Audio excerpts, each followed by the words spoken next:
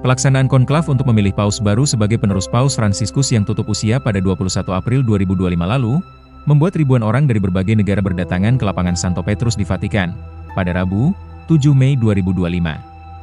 Sebanyak 133 kardinal dari seluruh penjuru dunia telah berkumpul di Kapel Sistina untuk melaksanakan konklav memilih paus baru yang akan menjadi penerus Paus Fransiskus. Namun pada akhir pemungutan suara pukul 21 waktu setempat, ampa asap hitam keluar dari cerobong asap Kapel Sistina. Hal ini berarti masih belum ada kandidat yang terpilih untuk menjadi paus baru. Konklav berikutnya akan dilaksanakan hari ini, Kamis 8 Mei 2025.